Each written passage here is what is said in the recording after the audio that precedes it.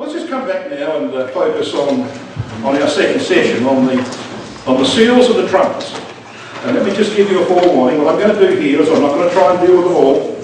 I'm going to deal with a couple of the seals in some detail, a couple of the trumpets. Simply haven't got time to do any more than that, but you'll get an idea of how this unfolds. This is the continuous historical interpretation of Revelation. So we're going to have a look at the seals here, and we're going to have a look at the trumpets here. And we'll pick one or two, as I said, of each. Well then, this is a summary of Revelation chapter 6, and that's where I would like to have you, if you wouldn't mind, Revelation chapter 6 in your Bibles. In verses 1 and 2 we have the first seal. It's the white horse period.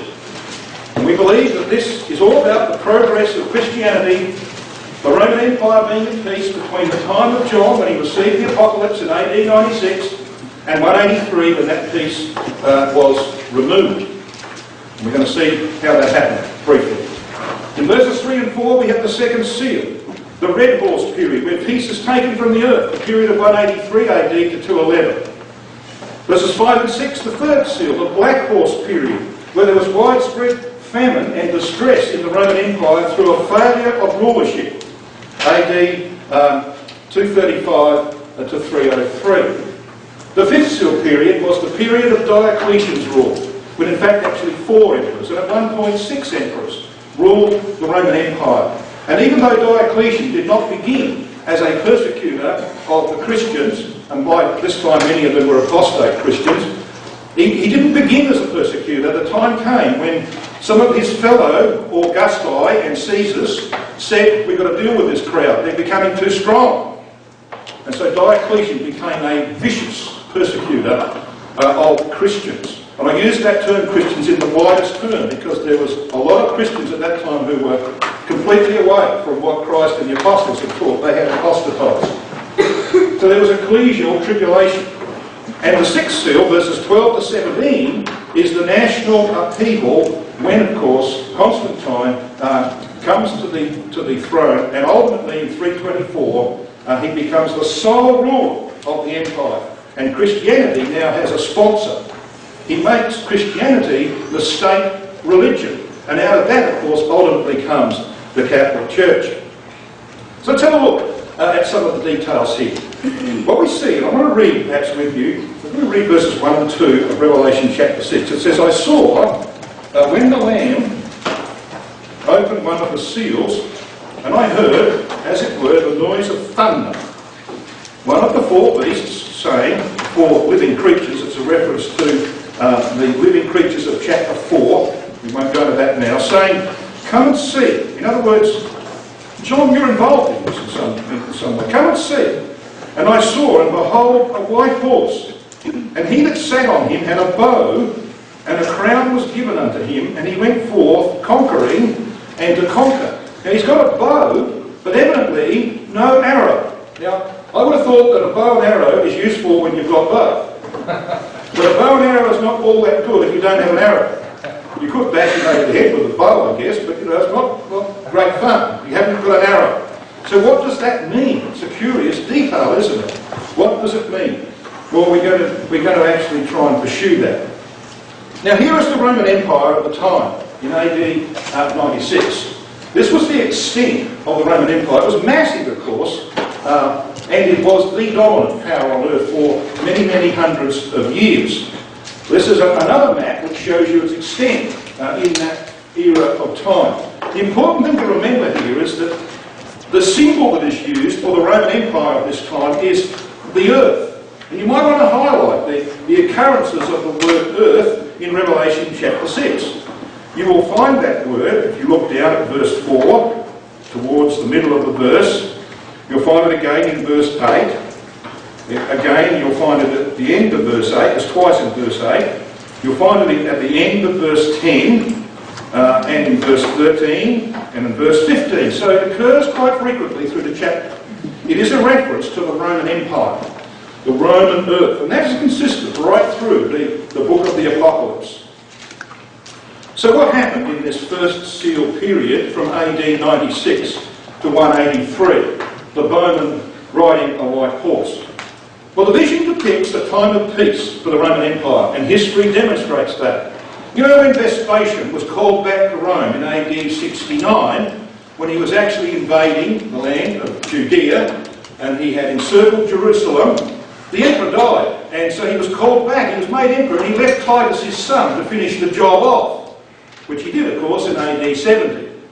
Well, Vespasian introduced a period of peace and tranquility to the Roman Empire, which it had not known for some considerable time.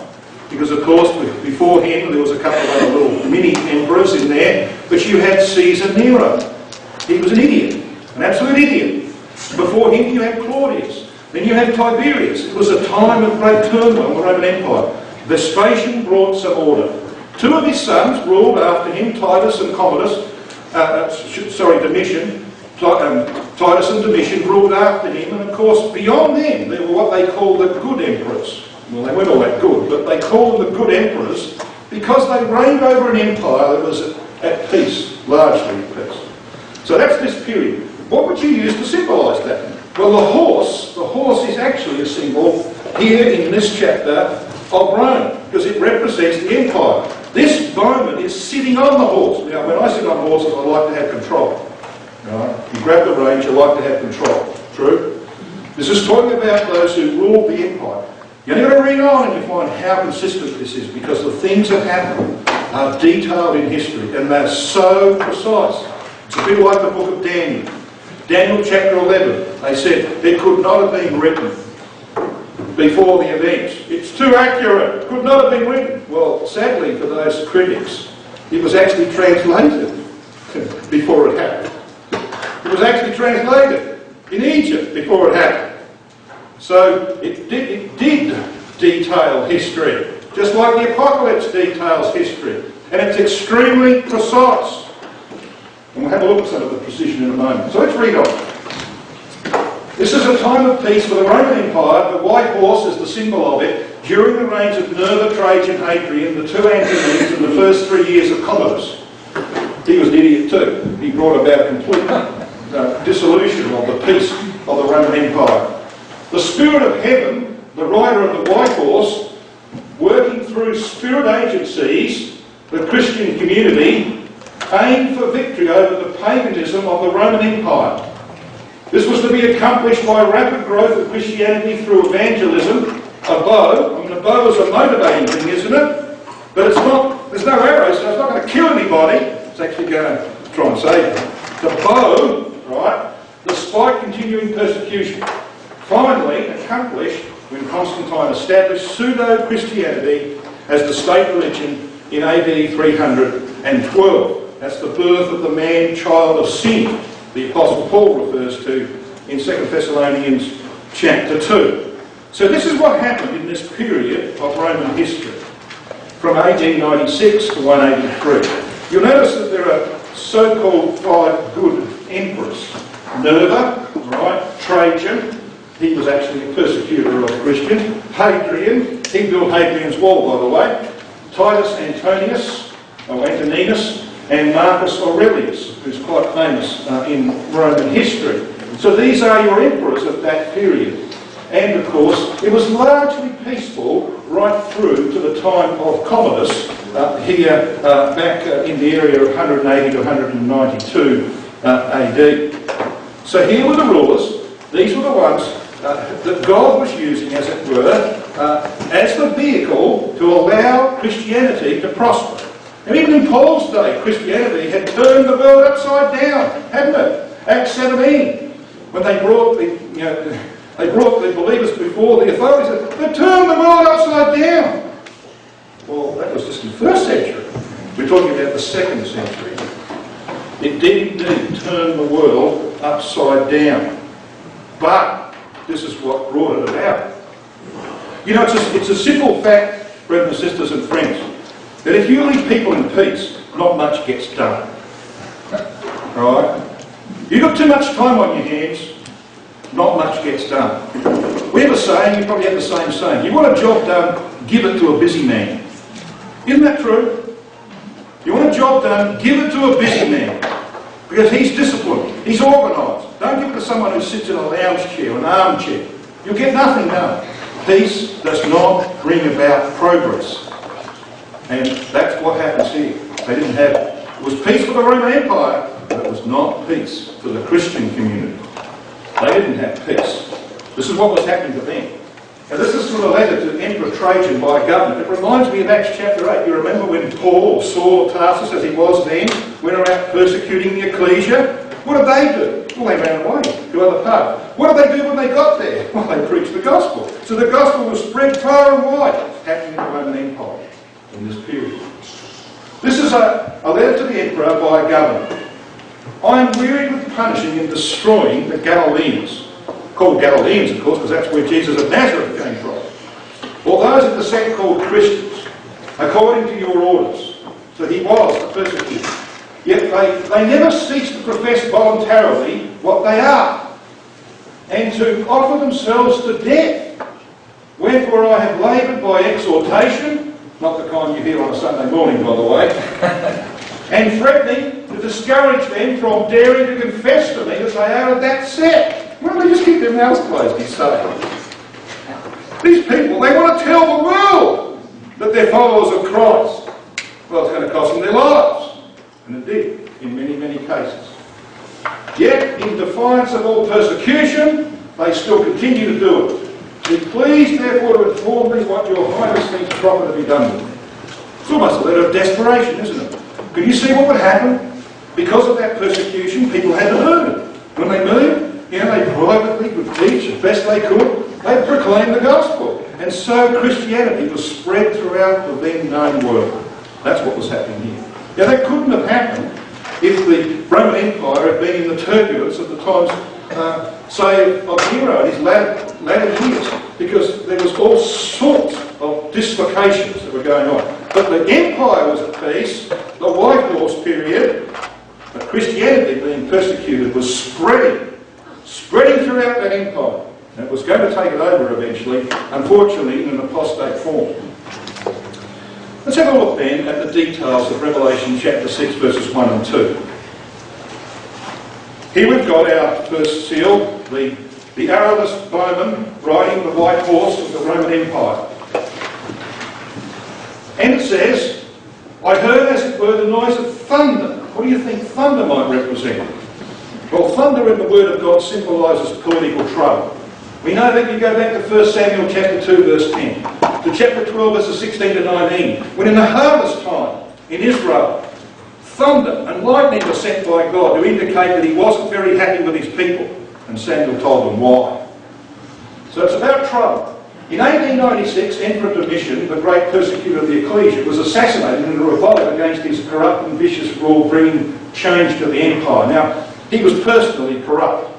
That man. So he was removed from the scene. So there was thunder. It began a period of vicious persecution and, of course, trouble for Christians. It says down here, and I saw and behold a white horse. White symbolises in the Word of God righteousness. We know that from Revelation chapter 19 verse 8. And peace. The horse is a common symbol for the Roman Empire being dedicated to the pagan god Mars. Thus represents a period of peace for the empire. And you can contrast that, of course, with verse 4 of chapter 6, where you see that peace was taken from the earth. It says, and he that sat on him. So what is that a reference to? Well, it's a reference to the rider. The rider does not refer to an individual, but to a series of agents used by the Spirit. A period of peace for the empire saw the rapid growth of Christianity, even while it was persecuted by successive so-called good emperors. They were the agents that were being used by God. Bit of stability, but persecution of the ecclesia at the same time. He had a bow. The bow in the Word of God symbolises speech or teaching. You can go to Job 29, verses 20 to 22, Psalm 64, verse 3. You'll have indications of that. It is used of Israel in Zechariah chapter 9 and verses 13 and 14. But with no arrow, it speaks of the evangelising of the Roman world, leading to the ultimate overthrow of paganism. And then finally, he's got a bow and a crown was given unto him. What do you reckon the crown might be? Well, this crown is the Greek word Stephanos. It was the crown of victory given, of course, at the games. If you won a race, they gave you this leafy little crown that faded away eventually. So it's the crown of victory, not of government. Persecution served only to spread the influence of Christianity throughout the empire until it was indeed the dominant religion. So there we have, and that's, I know, very brief, probably pretty quick, but it's the best we can do with the time available. The first seal period is that period AD 96. The things that must shortly come to pass, John was told, and they did. They came to pass probably while he was still alive. And of course, continued on from that time. Let's come into the second seal. I want to read verses 3 and 4. Verse 3 of Revelation 6 says, "And when he had opened the second seal, I heard the second beast say, 'Come and see.'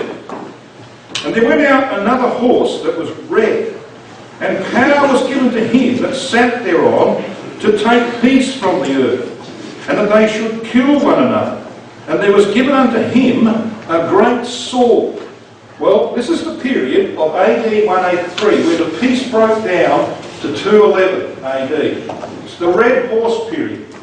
The vision depicts the period of Commodus, 183 to 192, who was strangled to death. That was probably better than what he deserved. Pertinax, 193, who being virtuous was assassinated by the Praetorian Guard. The Praetorian Guard, if you were virtuous, assassinated you. They didn't want that sort of people in power. Didius Julianus, who gained power by paying 25,000 sesterces, and that of course was quite a large sum of money in that time, to each of the 15,000 Praetorian Guard and made them millionaires. He was beheaded by them 63 days later, so his investments didn't turn out all that well.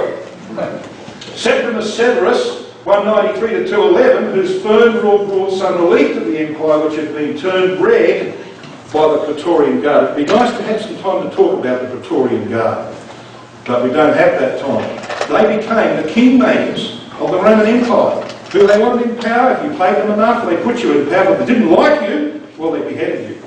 So they got rid of you very quickly if they didn't like the way you steered the empire. Let's have a look at the details then of Revelation chapter 6, verses 3 and 4. "And when he opened the second seal, I heard the second beast say, 'Come and see.' And there went out another horse that was red." Why red, do you think? Well, red suggests sin and bloodshed, doesn't it? Isaiah 1 and verse 18. "Though your sins be as scarlet or red, says God to Israel."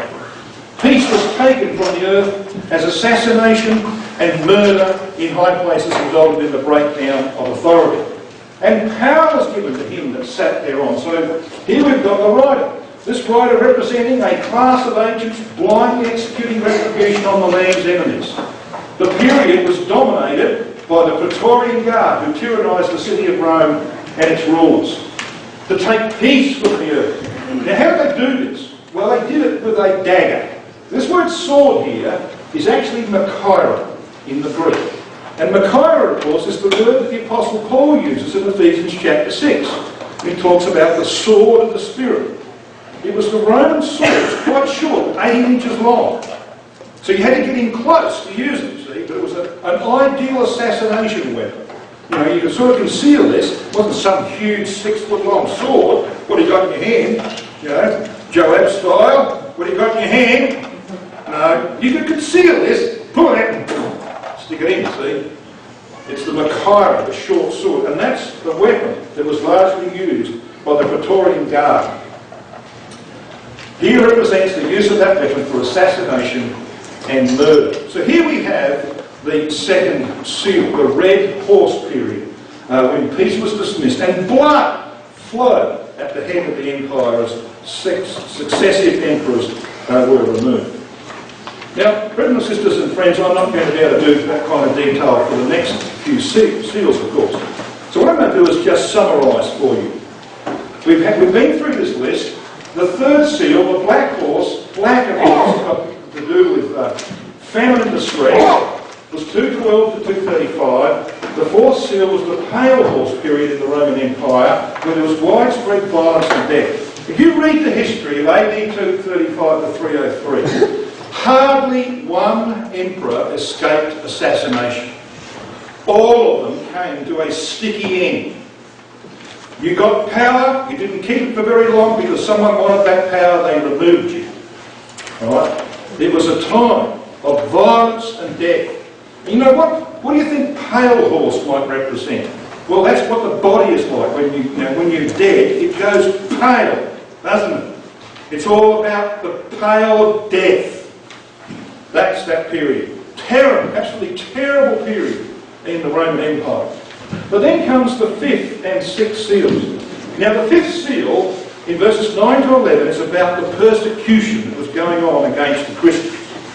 And amongst those Christians, of course, were those who held the truth, our brethren. Many of them suffered dreadfully at the hands of the pagan authorities of the time. And not the least of those, of course, was Diocletian, we're going to see. And the 6th seal is that first great earthquake of the apocalypse. The national upheaval when pagan Rome becomes Christian Rome, AD 312 to 324. And if I just take you back to this 3 great earthquake slide. Because here we are, Revelation chapter 6 verses 9 to 11 is the 5th seal. There's ecclesial tribulation, persecution under Diocletian and his pagan successors for the period 303 to 311. That was followed by the 6th seal when paganism was overthrown. Here this great earthquake when Constantine becomes the sole ruler of the empire.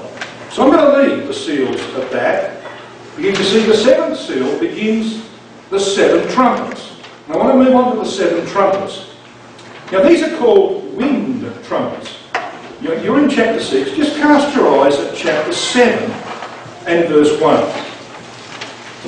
It says this, "And after these things I saw 4 angels standing on the 4 corners of the earth, holding the 4 winds of the earth, that the wind should not blow on the earth, nor on the sea, or on any tree."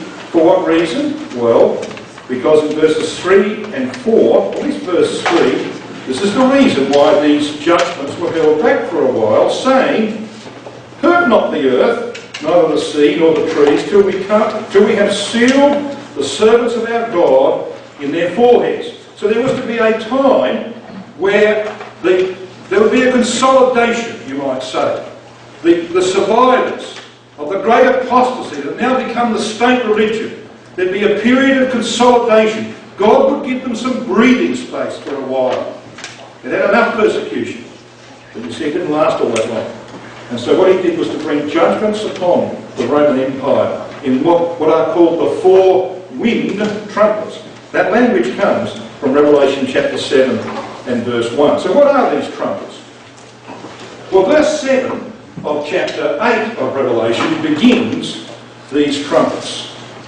So we go to chapter 8 and we read there in verse 7 about the first angel sounding. Now, you sound a trumpet, don't you? You blow a trumpet. So the first angel sounds in verse 7. "And there followed hail and fire mingled with blood, and they were cast upon the earth, and the 3rd part of trees was burnt up, and all the green grass was burnt up." That's the period of Alaric and the Goths, AD 395 to 410. And you'll notice that this was considerably after 324, because you see between 324 and the beginning of these judgments there was a period of consolidation for the believers. God gave them some rest, not too much, but some rest. And then he brought judgments upon their persecutors. In verses 8 and 9 we have the 2nd trumpet against Serach and the Vandals, AD 429 to 477. Now all of this, of course, is laid out in history. You can go to many, many works on this and find all the details you want. In verses 10 and 11 we've got the 3rd trumpet, Attila and the Huns, AD 43 to 453. Now we're going to have a look at some of the detail of the 3rd trumpet. In verse 12 you have the 4th trumpet, the fall of the Western Roman Empire, and we'll have a look at a bit of the detail of that. But then you've got 3 more trumpets, and these are called woe trumpets. If you have a look at the end of Revelation chapter 8, let's just read verse 13, the last verse. "And I beheld and heard an angel flying through the midst of heaven, saying with a loud voice, Woe, woe, woe." How many trumpets to go? 3. there are 3 woe trumpets to come. Now 2 of those are spelled out in chapter 9, and we'll briefly review those in a minute. Woe, woe, woe. There are 3 more trumpets to come to the inhabitants of the earth, the Roman earth, by reason of the other voices of the trumpet of the 3 angels which are yet to sound. So there you've got a reference to the 3 trumpets to come. The warning of 3 woe trumpets. So you've got that structure. We can just now descend into some detail on the 3rd and the 4th trumpets. Now the barbarians, of course, made a mess of the Roman Empire. Over 2 centuries they made an absolute mess of it. And in fact, eventually they established kingdoms upon the body of the Roman Empire, which is why you have 10 toes on Nebuchadnezzar's image, 10 horns on many of the beasts that are referred to, especially in the Apocalypse, 10 kings, in other words, 10 barbarian nations who set up their kingdoms ultimately upon the body of the Roman Empire. Now the Romans were invincible for hundreds of years. Nobody could challenge them until the barbarians came along. And they were so furious in battle that even the elite Roman soldier feared. I mean, you get a bit of an idea from that battle. Would you like anybody like to volunteer to join this battle here? I don't think so. All right? It was vicious, absolutely vicious, and literally hundreds of thousands of men perished on the battlefield in this era of history. Very bloodthirsty time. So the first 2 trumpets, which we're not going to deal with in detail, I just want to summarise what happened. Here's your Roman Empire of the time, and we've got the first trumpet blown, and Alaric and the Goths come forth from the north in AD 395 to 410, and he came down and he made life very difficult for the Catholics of the Italian peninsula and for the Illyrians up here, in what we would call, well, it used to be called Yugoslavia, and of course now it's a whole series of nations, Croatia and Serbia, Serbia's further to the east, Bosnia, Herzegovina, and, you know, that's the territory of Illyria. Okay, so he made a lot of disturbance in this area. That was the first trumpet. Then came Genseric and the Vandals. Now, you know what a Vandal is, don't you? A Vandal is someone who wrecks things. I marvelled. I came through a town on my way up here called Vandalia. Right? It used to be the capital of Illinois. Who would name a town Vandalia? I mean, do they have a lot of vandals in that town? I don't know. But you see, a vandal is someone who goes around wrecking things. And that's exactly what this man Genseric did. He went around deliberately wrecking things. He didn't want to preserve anything, he wanted to smash it. That's where the term vandal came from. And of course, he eventually went into North Africa, and then he took over the sea. And he was pirating Roman ships. It was a period of great agony for the Roman Empire, 429 to 477. So the first 2 trumpets were sounded. And then along comes this man, the shooting star, Attila the Hun. Now have a look at this man in Revelation chapter 8 verse 10. And the 3rd angel sounded, and there fell a great star from heaven. Now, a falling star, of course, is a meteor, isn't it? Now, meteors don't last too long. I well remember being up at Silver Star Bible School, walking around the mountain in the evening after the evening session of my life. It's a beautiful night. You can see all the stars. There's no city lights to worry you up there on Silver Star Mountain. And all of a sudden, we were actually on what they call the Milky Way. You know, this walk that goes around the mountain. And notice, oh, there's a shooting star! By the time I looked up, oh, I don't see any shooting star. It was gone. It was meteoric. It was there for a moment, gone. That is Attila the Hun. A great star falling from heaven. He lasted for 20 years. But boy, oh boy, did he make a mess in that 20 years. I want to just review some of the history of this man and what he did to the empire. Now, Brother Thomas in Eureka, Volume 3, page 60, says this. The falling of a great star, blazing like a torch out of heaven, then, was symbolical of a great destroying power issuing forth from a lower region of the political aerial, progressing by its native force with rapid but brief yet intense motion coming suddenly to the end of its career and leaving nothing but a smoking desolation as the memorial of its presence. Now, I'm going to surprise you in a minute as to the legacy of Attila the Hun.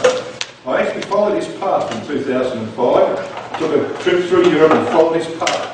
And I went to a city that owes its existence to Attila the Hun. We'll come to that in a minute.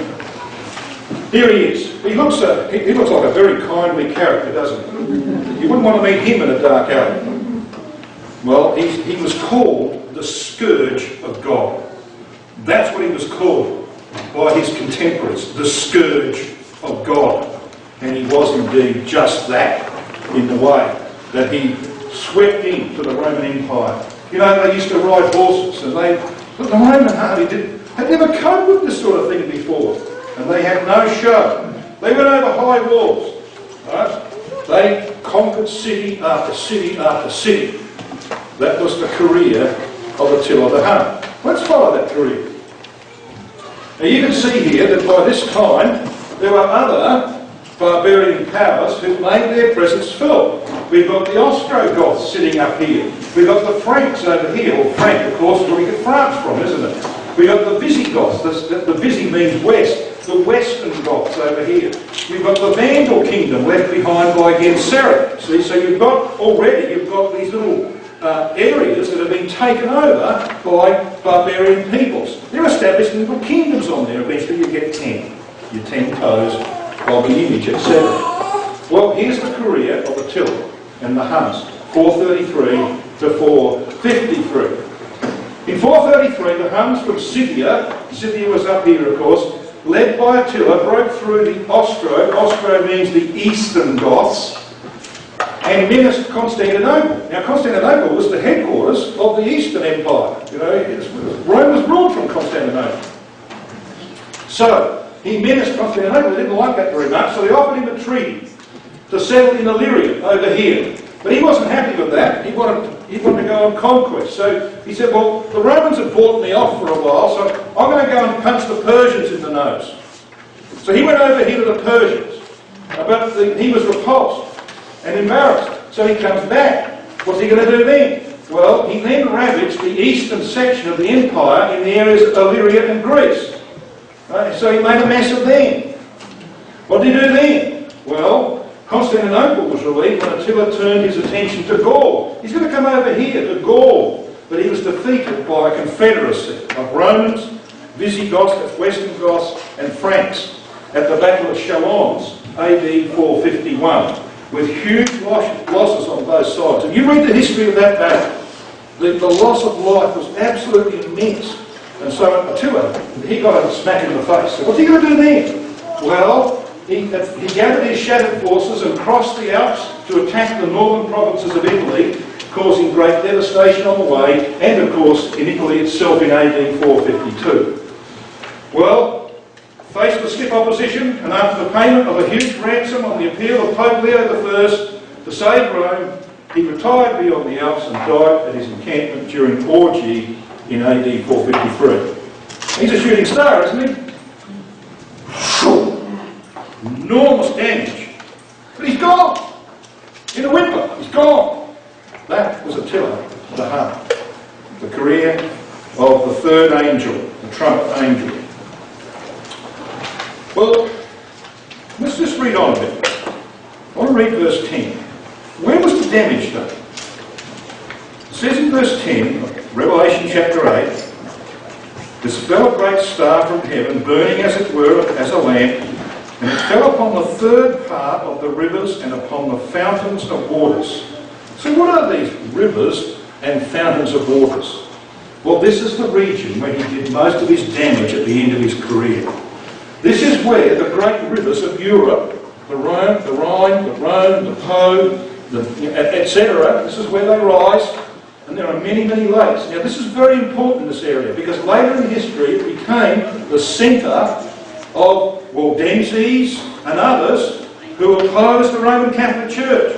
And so the church began to persecute them. So it plays a very important part later on in the history of the apocalypse. And we're going to see that a little later today, God willing. So this is the area he did his damage. He crossed the Alps, he besieged Aquileia at the head of the Adriatic. Aquila was somewhere about here. He razed it, that is, he destroyed it completely, and the survivors fled to the estuaries and islands offshore where they built the famous city of Venice. Now, I guess some of you have been to Venice, have you? It's a city built on wooden posts. It's sinking at the rate of 1 inch a year. So if you go into St Mark's Church, for instance, they now have these huge blocks on the floor because of high tide. The water covers the floor. I was there in 2005 and there was this outdoor cafe and people were paddling their feet in water because it was high tide at the time. The city is sinking at the rate of 1 inch per year because it's actually built on wooden posts that were hammered into the mud offshore about a mile. That city would not exist if it was not for Attila the Hun. Right? It's a memorial to this flashing meteor of Revelation chapter 8. Well, after Aquila, he attacked Altinum, Concordia, Padua over on the east, Vicenza, Verona, Bergamo, and destroyed them all. So he made an absolute mess of the Italian peninsula. Milan and Pavia submitted, they were spared but pillaged. The rich plains of Lombardy, this is this area up here, Lombardy, were next to be plundered before he moved on towards Rome. He was bought off, of course, and then he went and kicked the bucket in an orgy in 453. What about the fourth trumpet? Well, that comes hard on, verse 12. It says in verse 12, and the fourth angel sounded, and the third part of the sun was smitten, and the third part of the moon, and the third part of the stars, so as the third part of them was darkened. The day shone not. In other words, it sounds like an eclipse to me, doesn't it? It's an eclipse. Yes, there was to be an eclipse of the government of the Western Roman Empire. The sun, in the Word of God, is a symbol of political powers and governments. And you've got a whole range of references that you have in your notes. I'm not going to take you to any of them. I don't think I need to. Most of you are aware that the sun is used as a symbol for governments. The sun rules the day. All right? It rules the heavens, so to speak. Heaven is a symbol for government too. So the sun rules the heavens. It is a symbol for government. When eclipsed, it is said to have gone down while it's day. Jeremiah 15 verse 9 says, even while it's day, when there's an eclipse, the sun disappears. It's taken over, the darkness. That happened when our Lord Jesus Christ was on the cross, remember? The last 3 hours on the cross, there was an eclipse of the sun. It went down while it was day. The government of the Western Empire was eclipsed in AD 476 by Odoacer, king of the Heruli. Get your mouth around that one. All right, another barbarian nation. The triumph of Theodoric in 493 saw him become the first king of the Gothic kingdom, which is the seventh form of Roman government. We'll come to that in a subsequent study, God willing. They formed the seventh form of Roman government in its history. It was called the Gothic form, and it lasted for 60 years. So the old Roman government was overtaken by a barbarian style government, although of course they adopted Roman law and Roman jurisprudence, and many of them adopted Roman religion and became Roman Catholics. So the end of the Western Empire came. So here we've got our map that you saw recently of the way that these barbarian kingdoms plonked themselves on the body of the Roman Empire, became the 10 toes, 10 horns, etc. This is how it happened. In 476, Rome was ruled by Romulus Augustus, son of Orestes, Secretary of State to Attila. He was deposed by Odoacer, king of the Heruli, who abolished the throne and submitted to the emperor in the east. However, in 493, Theodoric, king of the Ostro, or Eastern Goths, invaded Italy and overthrew Odoacer, establishing a Gothic kingdom, which, as we said, lasted for 60 years. So what we've had is 4 winged trumpets. And there they are. This is the areas that they ravage over the course of 100 years or more. Now I want you just pause here for a while. A lot of history. In the last 15 minutes or so, there's a lot of history. I just want to pause and step back. Give you a break, Give me a break, but I want to show you something very interesting. You notice, we read the earth frequently in Revelation chapter 6. In verse 4, earth, verse 8, verse 10, twice in verse 8 as we saw, verse 15, right? That was the dominant symbol that was used. It's a reference to the Roman Empire. But when you come to the trumpets in Revelation chapter 8, yes, you read of the earth in verse 7. That's what we read, did we not? It says there that they were cast upon the earth. Then in verse 8 you read of the sea. The second angel sounded, and there was a great mountain burning with fire, was cast into the sea. In verse 10 we read about the rivers and the fountains of waters. And in verse 12 we read about the sun. Now it's fascinating that when you come to the vials of the wrath of God, and the first vial begins with the 7th trumpet, guess what you find? So come along to chapter 16 of Revelation.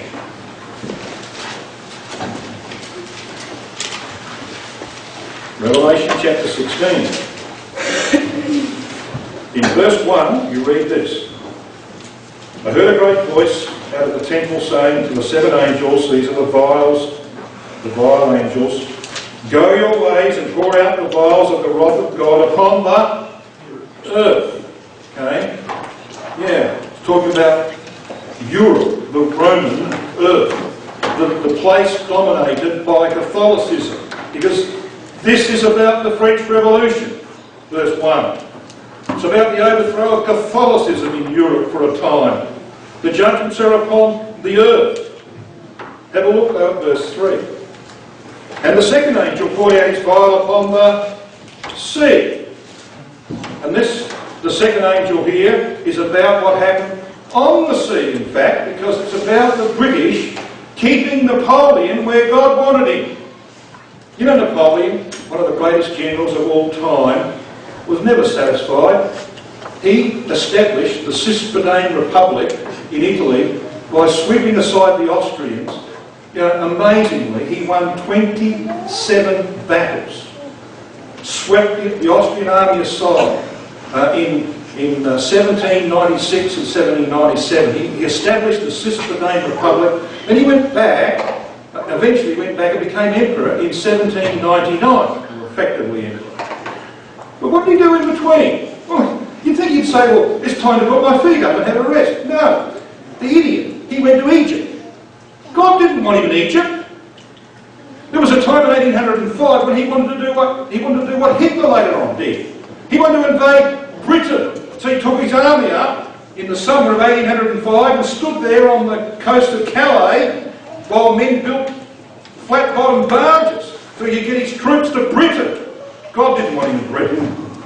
God raised up Napoleon to bring judgments upon the Catholic Church of Europe. So how did he keep him in Europe? Well, every time he had these adventures, like Egypt, God sent the British Navy. And Admiral Nelson cleaned him up in the Battle of the Nile. And then later on in 1805, when he wants to invade Britain, and he calls upon his navy to come out of Cadiz in Spain. He had the Spanish and the French Navy, huge fleet. He calls them to come up and support him while he crosses over the British Channel. God doesn't need to go to Britain. So what does he do? He raises up Admiral Nelson and Admiral Collingwood, and they clean up the French and the Spanish Navy in the Battle of Trafalgar on the 22nd of October, 1805. Why? Oh, you idiot. I don't want you in Britain. I raised you up to get rid of the Catholic system in Europe. So the second vial is all about locking Napoleon where God wants him. What happened in 1812 when Napoleon took 500,000 men, in fact 600,000 men, to Moscow? What happened to him? He brought back 100,000 of 600,000 men. In fact, 3 million men died following Napoleon in his career. God raised him up to one. You know what Napoleon said of himself?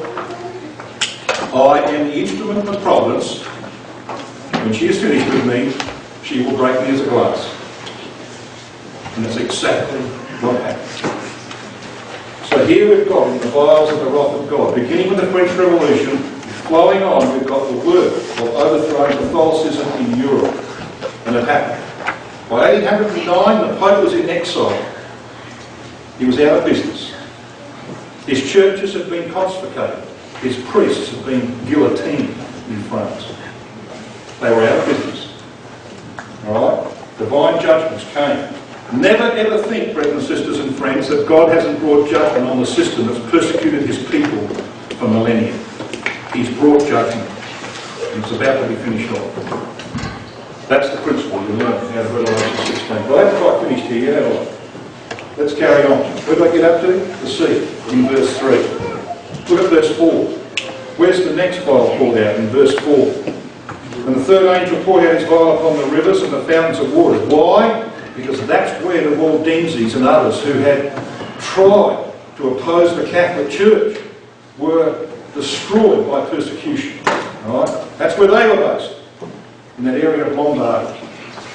And then in verse 8, Revelation 16 verse 8, and the fourth angel poured out his vial upon the sun. Why? Because this is about the end of the Holy Roman Empire. And that happened in 1806 in the wake of the Battle of Trafalgar, of course, but most importantly the Battle of Austerlitz, where both the Austrian and Russian armies were totally destroyed in what Napoleon regarded to be his greatest victory of all. That's why they built the monument to Napoleon in the Champs-Elysees, right? You can go there. It's based on the Arch of Constantine in Rome. I mean, he'd been long dead by the time they finished it. So that's why they built it, to celebrate his great victory at Austerlitz, which saw the end of the Holy Roman Empire. The sun, the government of Europe was ended. All right, it was eclipsed. So isn't that amazing, the way the scripture is structured? You've got these same symbols that are used in the trumpets, in the vials of the wrath of God. Well, a brief word about the three-way trumpets. How are we going for time here, John? Good over time? We're good. A little bit? Haven't got too much more to go. Give me a break and I'll try and do it quickly. So, three-way trumpets, Revelation 9 and 10. In Revelation 9, 1 to 12, we have the fifth trumpet and the first woe.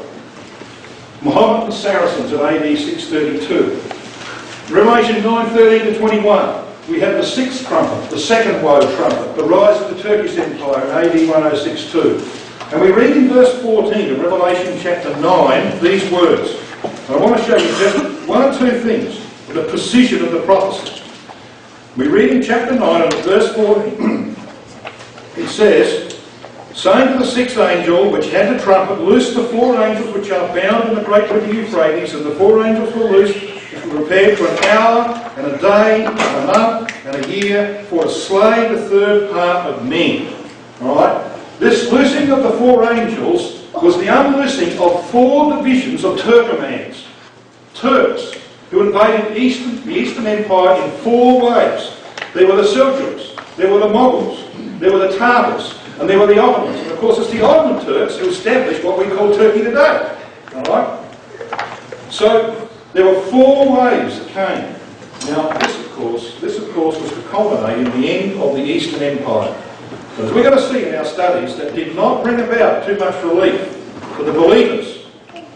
But the hope is given to them in Revelation 10, as we will see in our next session, because in the days of the voice of the seventh angel, which began in 1789, relief was given.